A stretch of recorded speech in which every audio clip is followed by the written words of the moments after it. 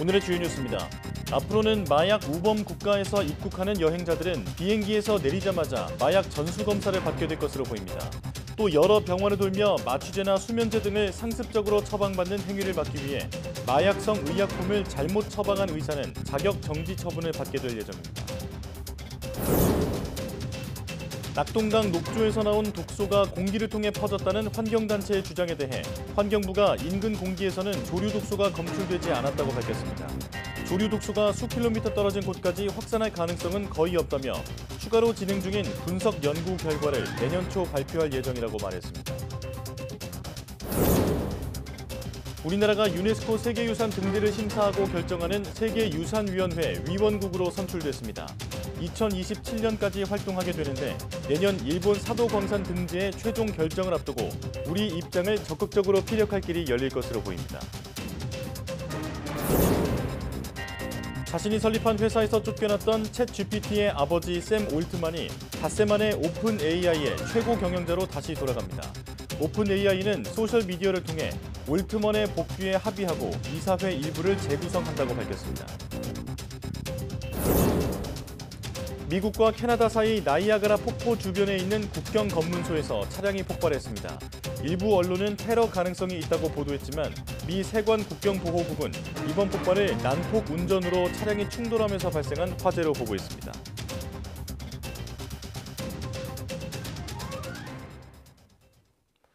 여러분 안녕하십니까? 11월 23일 사이언스 투데이 시작합니다. 앞으로 마약 우범 국가에서 입국하는 여행자는 비행기에서 내리자마자 마약 전수 검사를 받게 됩니다. 여러 병원을 돌며 의료용 마약류를 타내는 이른바 뺑뺑이 마약 쇼핑의 경우 잘못 처방한 의사의 자격을 정지시키는 방안도 함께 추진됩니다. 부장원 기자입니다.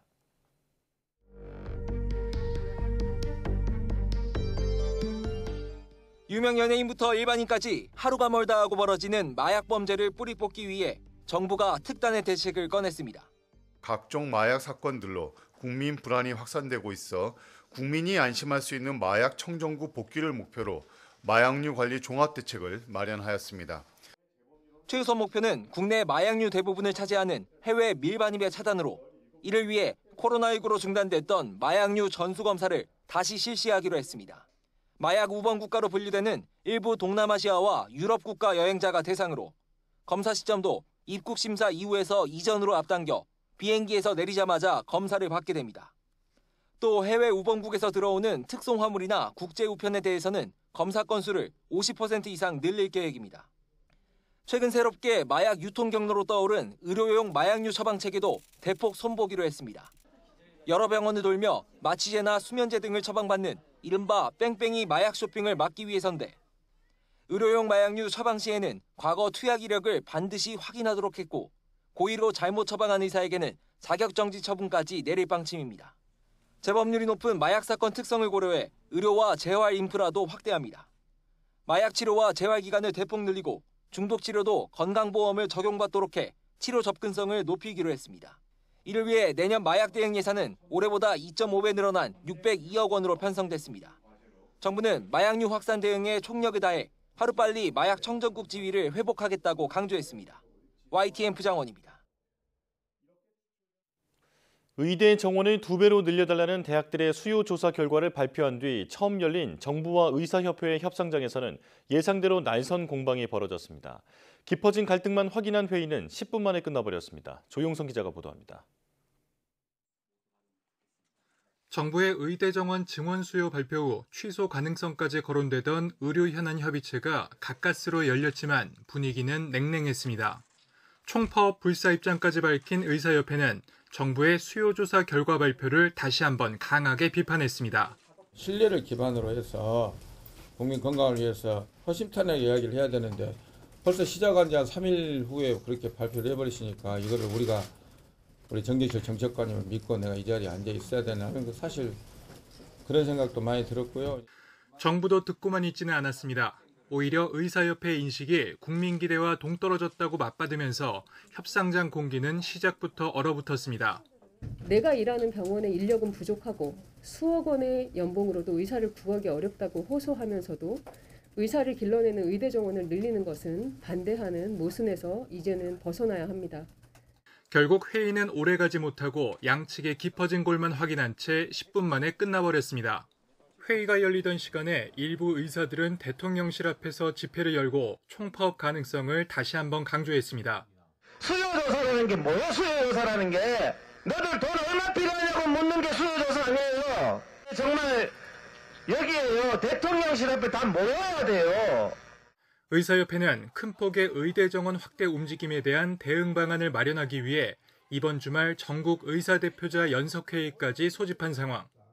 눈치를 본다는 지적을 받으며 수차례 발표를 미루다 어렵게 수요조사 결과를 발표한 복지부가 의사단체의 강한 반발에 직면하면서 난항이 예상됩니다.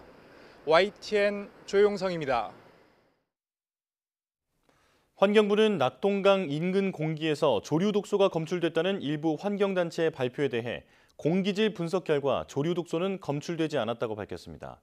환경부는 국립환경과학원이 지난해 9월과 올해 9월 낙동강과 대청호에서 공기 중 조류 독소가 있는지 조사했지만 검출되지 않았다고 설명했습니다. 그러면서 국립환경과학원 검토 결과 조류 독소는 수표면과 수변에서 미량 검출될 수는 있지만 4km 떨어진 곳까지 확산할 가능성은 거의 없다고 덧붙였습니다. 환경부는 그러나 보다 객관적이고 공신력 있는 분석을 위해 물환경학회 주관으로 녹조 발생 지역에서 공기 중 조류 독소 분석 연구를 진행 중이며 내년 초 조사 결과를 발표할 예정이라고 말했습니다. 슬쩍 양을 줄여 사실상 가격을 올리는 이른바 슈링크플레이션 행위에 대해 정부가 실태조사와 함께 신고센터, 가격조사 전담팀을 운영하기로 했습니다. 매장에 표시하는 건 일단 기업들과 자율협약으로 추진하기로 했는데 소비자 단체들은 법으로 의무화할 것을 촉구하고 있습니다. 이승은 기자입니다. 고물가 속에 제품의 양이 줄었다는 걸 모르고 산 소비자들은 배신감을 느낄 수밖에 없습니다. 이렇게 모르고 샀는데 딱 보면 알거든요. 집에 와서 보면 그럼 딱 속는 기분이 들죠. 영양이 적어졌다는 걸 알게 해주고 그렇게 정부는 대대적인 실태조사에 나섰습니다. 소비자원은 73개 품목, 209개 가공식품을 조사해 다음 달 초 결과를 발표하고 소비자원 참가격 사이트에 공표합니다. 가격과 용량 조사만으로는 품질 저하 문제, 이른바 스킨플레이션 행위를 알 수 없습니다. 이에 따라 소비자원은 홈페이지에 신고센터도 운영합니다. 상시적 대응을 위해 가격조사 전담팀도 신설합니다. 자체적으로 슈링크플레이션 공지를 시행한 프랑스 까르푸 매장입니다. 인터넷 사이트보다는 물건 바로 옆에 이렇게 표시가 돼야 소비자들이 쉽게 알 수 있습니다. 정부는 일단 식품 유통업체와 자율협약으로 표시를 추진하기로 했습니다. 소비자원을 중심으로 해서 사업자 간 자율협약 체계를 추진해서 업계가 숨은 가격 인상을 자제하도록 유도하고 단위 가격 및 용량 변경 등에 대한 정보를 소비자가 쉽게 알아볼 수 있도록 노력하겠습니다. 소비자단체는 일부 국가처럼 용량이 바뀌면 일정 기간 의무적으로 표시하도록 법제화해야 한다고 촉구합니다. 정확하게 알려주고 표시하고 고지한 후에 그렇게 시행하는 게 맞다고 보고 그게 제도로 정착될 수 있도록 하는 게 필요하다고 봅니다. 실태조사와 자율협약만으로 꼼수 인상에 제동을 걸 수 있을지 관심이 모아집니다. YTN 이승은입니다. 학교 급식 조리실에 로봇이 등장했습니다. 튀김 요리부터 볶음 등 다양한 조리 과정을 대신 해주는데요. 하지만 보급에 한계가 있고 조리사들의 노동 환경을 개선하는 근본적인 대책은 아니라는 지적도 있습니다. 신지원 기자가 보도합니다. 기다란 로봇팔이 조리실 내에서 분주하게 움직입니다. 튀기고 휘젓고 학생 600여 명의 점심을 책임지는 급식 로봇입니다. 지난 8월부터 국내에 처음으로 급식 로봇 4대를 시범 운영하고 있습니다. 조리사들이 다듬은 재료를 틀에 담아만 두면 로봇이 직접 볶거나 튀겨서 요리를 완성합니다. 직접 맛본 학생들 반응도 나쁘지 않습니다. 전에는 어떤 거는 조금 눅눅하기도 하고 어떤 거는 바삭하기도 하고 이런 식으로 좀 차이가 있었는데 이제 저 로봇이 도입되고 나서는 튀김이 전체적으로 다 바삭바삭하고 급식 로봇이 만들 수 있는 기본 반찬은 100가지 종류가 넘습니다. 로봇 급식이 도입되고 난 뒤로는 메뉴가 엄청 다양하고 친구들한테 인기 많은 메뉴들이 더 많이 나오는 느낌이에요. 매일 수백 인분의 식사를 준비하는 영양사와 조리사들의 부담도 줄었습니다. 튀김 작업이 2시간에서 3시간 가까이 될 때 사람이 직접 그 불 앞에서 뜨거운 그 조리흠을 맞지 않습니다. 지금 기름을 먹지 않고 저희가 작업을 하고 있고요. 문제는 기계가 너무 크고 비싸다는 겁니다. 로봇 팔과 인덕션, 프로그램까지 한 대 가격이 1억 5천만 원에 이르고 움직이는 반경을 고려하면 천장이 높고 폭이 넓어야 합니다. 반지 하나 지하에 조리실이 있는 학교에는 그림의 떡입니다. 물때, 기름때 묻은 로봇을 일일이 닦아주고 관리하는 것도 조리사들의 몫인데다 조리 과정에서 발생하는 미세분진, 조리흉 노출 우려도 여전하다는 지적입니다. 글쎄요. 영상에서 봤을 때 보니까 이게 조리흉이 그러니까 연기잖아요. 기름을 태우는 연기가 제대로 이제 빠져나가지 못하는 것을 봤습니다. 결국은 현장에 노동 강도를 완화하기 위해서는 인력이 많이 배치돼야 되고 또 중요한 거는 환기시설이 전면 교체가 돼야 된다. 오히려 로봇이 급식 종사자들의 일자리를 위협하진 않을까 우려가 나오는 가운데 서울시교육청은 당분간 고용을 유지하겠다고 밝혔습니다. 또 시범 운영 기간에 현장 조리사들의 만족도가 높았다며 건강지표를 추적 조사해 조만간 발표한다는 방침입니다. YTN 신지원입니다. 우리나라가 유네스코 세계유산 등재를 심사하고 결정하는 세계유산위원회 위원국으로 선출됐습니다. 사도 광산 등을 등재하려는 일본을 견제하고 우리 입장을 피력할 수 있는 통로가 열렸습니다. 서봉국 기자가 보도합니다. 우리나라는 세계유산협약 당사국 총회에서 세계유산이 신규 회원국에 뽑혔습니다. 아시아즈 그룹 내 공석 중 한 자리를 채우며 카자흐스탄, 베트남 등 8개 나라와 함께 진입했습니다. 통산 4번째 세계유산이 선출인데 올해부터 2027년까지 위원국으로 활동하게 됩니다. 외교부는 이번 당선이 세계유산 제도에 대한 기여를 바탕으로 한 적극적인 외교 교섭의 성과라고 평가했습니다. 세계유산위는 각국이 제출한 세계유산 목록을 심사해 이 가운데 문화유산, 자연유산, 복합유산을 선정합니다. 역사적, 문화적, 자연적 중요성 등 다양한 기준을 고려합니다. 일제강점기 조선인 강제노역 현장인 일본 사도광산 등재가 내년 최종 결정을 앞두고 심사 중인 상황에서 의미 있는 성과입니다. 일본은 2년 전 선출돼 2025년까지 활동하는 상황. 심사 과정에서 일본을 견제하고 우리 입장을 적극 피력할 수 있는 통로가 열렸기 때문입니다. 역시 논란의 대상인 군함도, 즉 하시마 탄광 등 일본 근대 산업시설에 대한 관리 현황도 심사 대상인 만큼 우리 목소리를 얼마나 반영할 수 있을지 주목됩니다. YTN 서봉국입니다. 전쟁이나 재난이 발생하면 비상 상황을 통제하는 장소, 이른바 충무시설로 활용해온 충북 청주의 한 터널이 50년 만에 일반에 공개됐습니다. 수백 미터 길이의 터널 안에 거대한 공간이 숨겨져 있는데 충청북도는 주민의 의견을 받아 문화공간으로 활용하기로 했습니다. 이성우 기자가 현장을 다녀왔습니다. 도심 야산 밑으로 터널이 뚫려 있습니다. 입구에는 두꺼운 철문이 설치돼 있고 터널 안쪽으로 거대한 공간이 보입니다. 이 터널은 당산 터널로 1973년 충북도청 인근에 건립된 충무시설입니다. 전쟁이나 각종 재난이 발생했을 때 공무원과 군, 경찰 등이 모여 비상 상황을 통제하는 시설로 터널 길이만 200m에 달하고 그 안에 14개의 공간이 숨겨져 있습니다. 50년 전 대피시설과 충무시설로 사용하기에 만들어진 터널입니다. 오랜 세월이 지나다 보니 결로가 심해지고 안전등급에서도 C등급 판정을 받았습니다. 그동안 터널을 을지 연습 기간의 훈련 공간으로 사용해 왔지만 시설이 너무 낡고 첨단 장비를 사용하기 어렵다는 지적도 줄곧 제기된 상황. 기압이 들어오면 따뜻한 공기와 차가운 공기 계속 만나다 보니까 여기에 저녁 아침 되면 한 40m 정도 안개가 낄 정도로 심각한 정도였습니다. 결국 충청북도는 충무시설을 도청 산하기관 지하로 이전하기로 결정했습니다.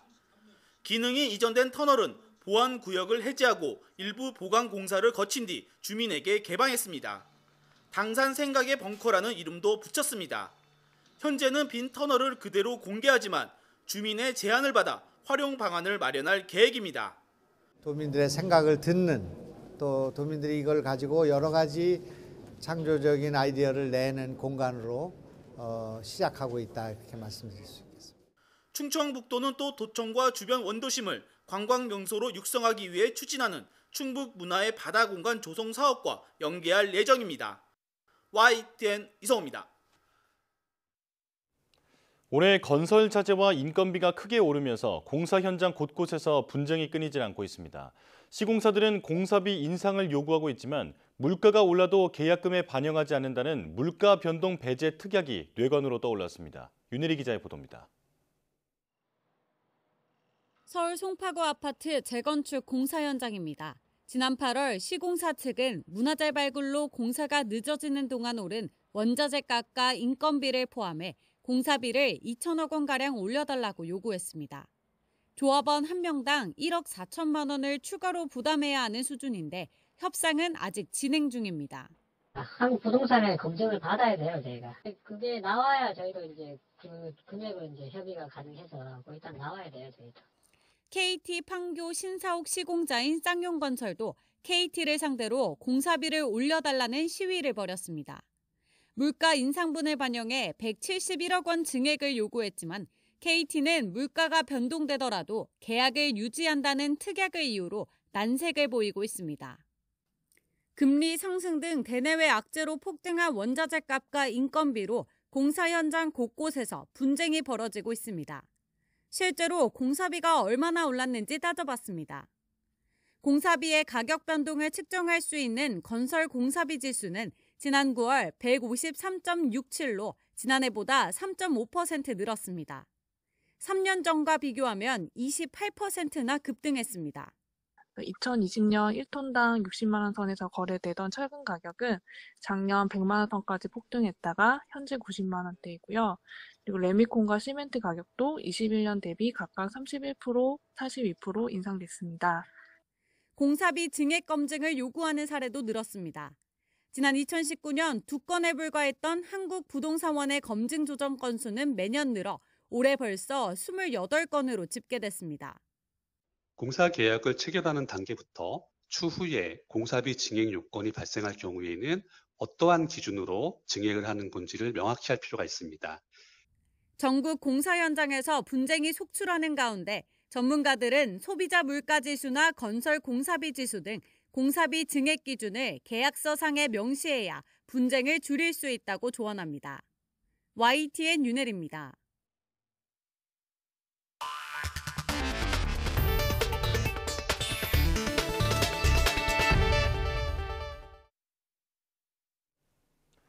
챗 GPT의 아버지로 불리는 샘 올트먼이 오픈 AI 최고 경영자로 복귀합니다. 자신이 설립한 회사에서 이사회에 의해 쫓겨난 지 닷새 만입니다. 신웅진 기자의 보도입니다. 오픈 AI의 소셜미디어 X 계정입니다. 오픈 AI는 새 이사회 멤버인 브렛 테일러, 레리 서머스, 애덤 단젤로와 올트먼의 최고 경영자 복귀에 합의했다고 발표했습니다.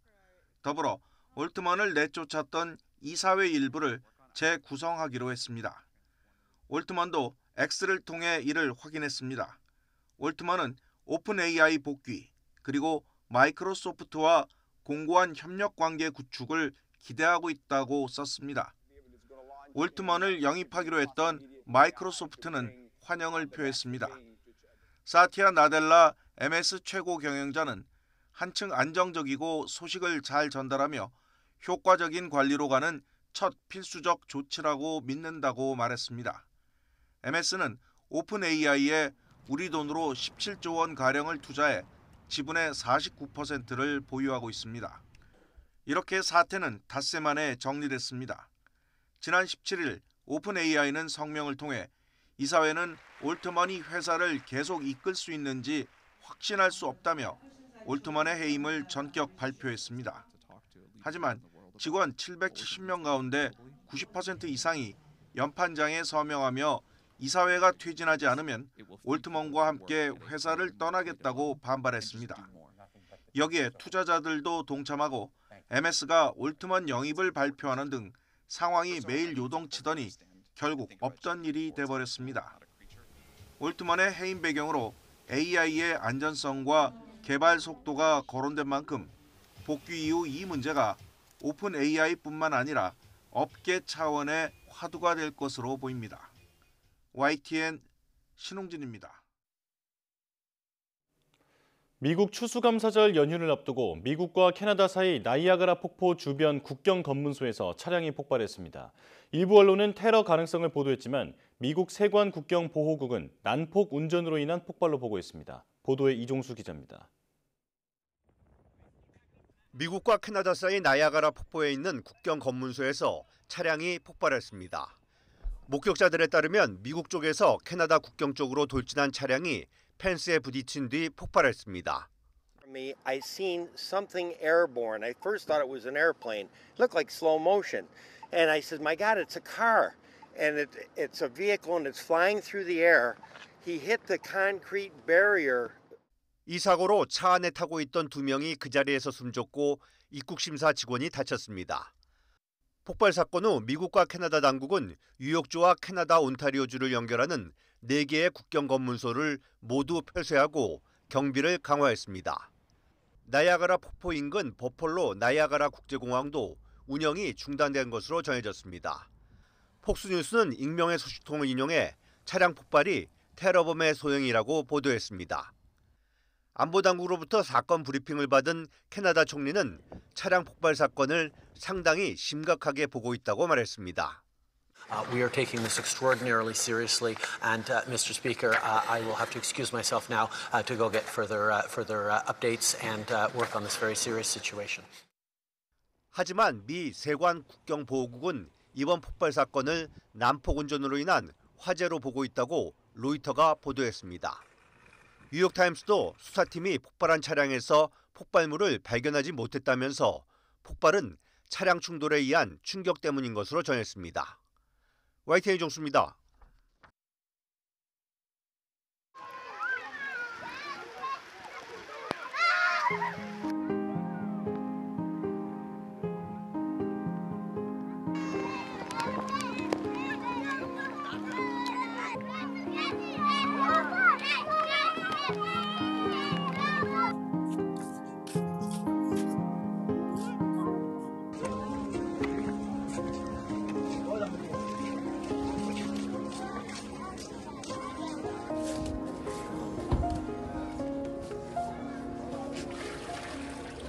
نستعملها للمي للشرب وللغسول ولكل شيء نخزنها خساره عليها كل نقطه لانه ما فيش مي ما بنصدق يعني النقطه اقول لك ما بنغسلش وجود عشان نوفرها من اي حاجه خساره عليها لانه ما فيش مي